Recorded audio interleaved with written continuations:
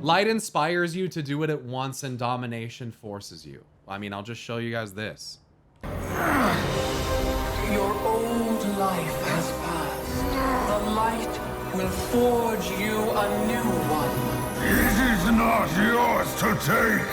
The light will heal your scars. I am my scars.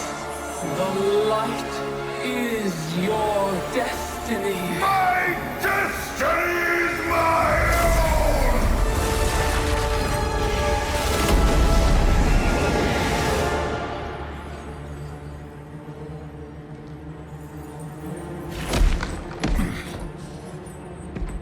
You've doomed us all, betrayer! Your faith has blinded you. There can be no chosen one. Only we can save ourselves. Chills, bro. It's so cool. Illidan's so fucking sick.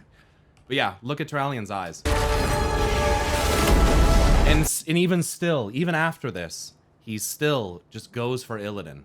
It just goes to show you that, like, when you're blinded by the light and you believe that your cause is the just and righteous one, you don't see yourself as the villain. And that's what should be very scary. Very scary, Terry, because humans especially, and other light wielders, feel that they are doing the right thing. They feel that they are doing the benevolent thing. But, as I've tried to express to you before, humans only have the holy light because of the Naru in the first place. So, I just think that that should, frankly, alarm people. People should be alarmed at that. And the light heals you. It does things. It grants miracles to people that, frankly, like I've said before, shouldn't happen. And I think that's where this quote, you know, the one from Kali Amenethil, and it exists in other places as well, is, you know, where hope exists, we make room for healing, for all things that are possible and some that are not. Like I've said, miracles, things that are not possible. They shouldn't even be possible, but they happen anyway because of the light. So I think that that's a very dangerous thing to be able to have and hold on to. And for those that have played Final Fantasy 16, it's similar to the crystals and that, you know? That dependency is dangerous, and you never know when the power that you wield might turn against you. Didn't even notice the light in Turalian's eyes fading until now. Yeah.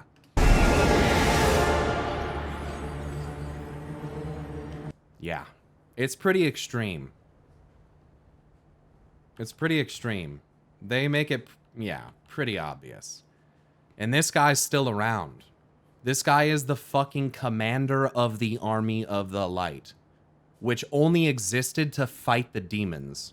So guess what? If the demons are gone, I've told you guys before, it's not going to be good. Not going to be good when the army of the light turns its fucking gaze upon us, just like it did to the Maghar on alternate Draenor. We're going to be fucked. People are worried about the void. The void is content to feast slowly. Doesn't give a fuck. As long as the light keeps doing what it does, the void will inevitably follow it. The void doesn't even have to worry about the light. They've tricked everyone so hard into making people believe that they're antithetical to the point where they are literally going to have a war. Let me tell you something. If I'm right in my speculation, in my hypotheses, these are not theories for the record, they are hypotheses. If it is correct, there's not going to be a war between light and void. You will never join a light faction or a void faction. That's not going to happen. You know why? Because they don't fight each other. They're not in a war. They're in an eternal conflict only because they cannot help from the fact that they are literally going to turn into void no matter what they do. Period. It's going to happen. No matter what. As long as time flows, it will always happen. And that's scary to think about because it does imply that if you stop time, perhaps you can stop entropy and stop the progression of literally everything, which is terrifying because that is what you call stasis. And let me tell you this, if the Titans were able to place the entire world in stasis, it's over. It's over. There's nothing you can do. If everything gets locked in a state like that, that's it. Oh, and by the way, if they do that, you'll never die. In fact, nothing will ever die. At all. Ever. But there is an implication that the grip of entropy will come and that the void will eventually consume everything that is there. So you're basically dooming yourself to be consumed by the void if you place yourself in stasis eternally. Because it doesn't, I don't think it works like that. As far as like, I don't think you can beat entropy. I'll put it that way. I don't think that you can beat entropy. That's why you can't fight the void directly. There's no point to try. Because you can't defeat that type of force. It eats everything. Everything. So, if you put something in a prison and then the void eats it, that is, I think that basically, like, if you want to look at it in like a universe breaking way, it like breaks causality essentially. If you put everything in the universe in a permanent state of entropy, to where, dude, that is fucking, that's fucking terrifying. That means you would suffer every living thing, everywhere, would suffer eternally. And you would be aware of it the entire time. Oh, and people say WoW has soft stories. Oh man. Yeah, let's talk about a storyline where we are potentially threatening the entire existence of everything. No shit, Sargeras is afraid of the Void Lord story.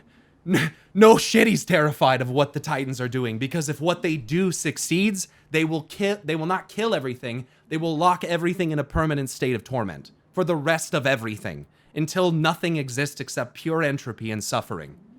That's what the Titans are going to bring. And so people think, oh, the old gods, they're the ones that they're sent by the Void Lords according to the Dread Lords, right? Lamau? That's certainly true, I'm sure, Lamau. So, I mean, after what we've discussed today, and the more that I think about it, I really do think that I'm starting to think that the old gods belong to the dream and the nightmare. So if that's the case, then they've just been forced out of where they're supposed to exist as well by the Titans. So the Titans, in what they've done in their meddling, in their pursuit of order, basically has fucked up the entire cosmic structure as far as what we know as it exists. Like, they have basically ruined everything. Everything is basically their fault. Anyway, yeah, it's pretty terrifying. That's why I get so like worked up about the story for WoW, because that's what I basically see, is that the Titans have, whether they realize it or not, are orchestrating, they're building an eternal prison. Like, not like all of their prisons so far have failed, but if you think that they haven't been learning things as their prisons have failed, that's what I'm worried about, is that as time has progressed, that they have gotten better and better at building prisons, at reinforcing prisons. And my worry is that their mad pursuit of order will lead them to basically drowning the universe in entropy. Think about this. Turallion, okay? Seasoned warrior, well, paladin. I wanted to say warrior. In a sense, I don't mean class-wise. Warrior, literally has fought demons, demonic hordes, went to Draenor, world collapsed around them, they got stranded. It was wild, okay? Lots of crazy shit. Went through a portal, ended up on Argus with Xe'ra and the Lifeforged, joined the fucking Lifeforged army. Xe'ra almost killed Illyria because she treated with the Void, and Xe'ra didn't fucking like that, but Turallion had to beg Xe'ra not to fucking kill her. A lot of people didn't know that, by the way. That's in a free online lore book, though. You don't have to pay for that. You can read that for free. And that was really sus, right? Or actually, no, you don't have to read it. You can listen to it in 1,000 Years of War. So if this guy can be blinded by the fucking light, it makes me extremely concerned for Anduin Wrynn. That is why I'm actually kind of stoked, to an extent, that he seems to have lost his connection with the holy light, because I don't really want him to have it. I'm going to be honest. I like Anduin Wrynn. I don't want him to be a holy light slave. I don't want him to be like Turallion. You feel me? But the thing is, if he was able to like slightly kind of break away from domination, even for like brief moments, I'm not so sure if he would be able to do the same thing with the light. I'm not so sure. I think now that things have changed, if Anduin has it exposed to him that the light is a little bit different in intent than what he has understood it to be up to this point. And by the way, Anduin has gone through some very sketchy and, from his own perspective, described as you know, nervous, like anxiety and fear-inducing situations with the Holy Light. When they resurrected Kalia Menethil, it made Anduin feel fear. It says in the book that he felt a flicker of fear run through his body as the Naru connected to him. Like it's oh god, it's very like foreboding the way that they describe how Naru like interact with human beings. So it just really worries me. But again, I think it's a good thing actually for Anduin's character that he has been severed from the light. I really do. I think that's big for him, because if he wasn't, I think that he very likely would end up falling in line with what is probably going to happen with Turalyon, in that being becoming a fucking total zealot of the light under the control of the Naru. Game on. You know what I'm saying? Game the fuck on, you know? He may have seen the control in the light. Yeah, I you know, if I gotta go back and read it, because there might have been some words used that are similar to that sentiment, but I don't remember for sure, so I won't say that. I think Charlemagne being dormant is foreshadowing that Anduin's new character arc will start after we meet the Arathi and their holy fire, which specifically not referred to as the light. Yeah, I'm hoping that the Arathi holy fire is in some capacity different, because I believe the Scarlet Crusade also used holy fire, but I do believe that also came from the holy light. I don't think it was necessarily different. The thing that has me the most curious as well, of course, which would connect with the Arathi, perhaps that and their closer proximity to Azeroth allows them to tap into a different kind of light. It would be really cool to have that theory confirmed, that there is a difference between like the light of creation and holy light. Holy light being kind of like a pretender, and like a, you know, a fake for something that is far more natural, that being Azeroth.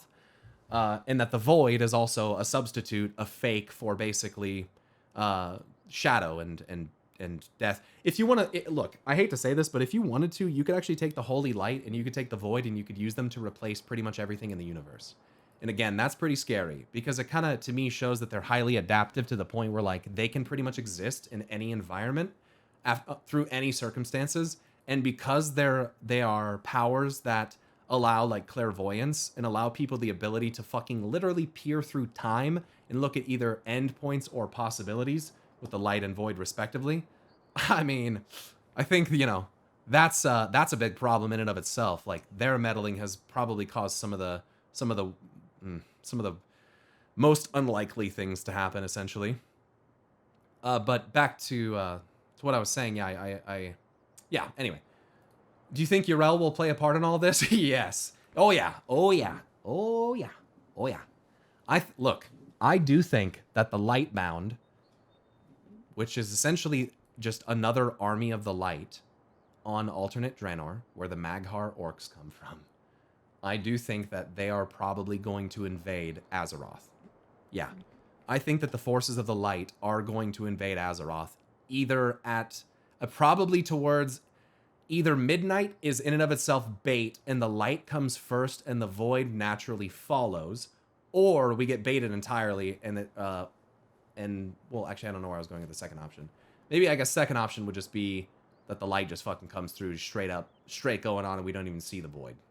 But I do think we'll probably get to see both in the expansion.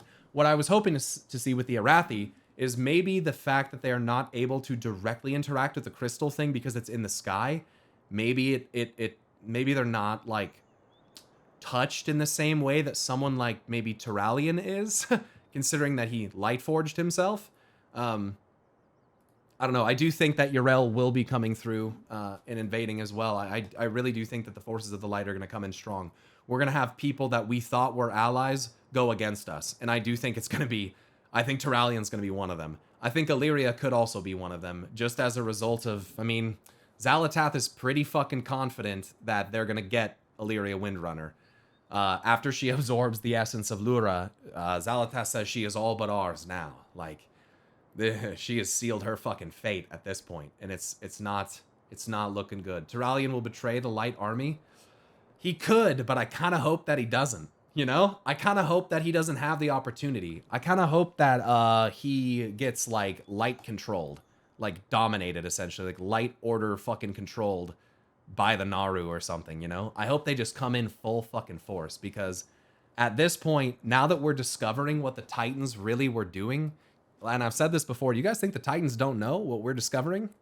You think they don't know that we're realizing what they've been doing? They know. They know. So if they are behind the forces of the light in any capacity, regardless of whether they are or not, really, well, but I think they might be, we're in trouble. And when they come back, they're not going to fuck around. They're not going to need to try to deceive us. They're going to, they might initially, they could pull that where the light comes in to help us fight back the void. We push back the void. I think that's actually what Chris Metzen says.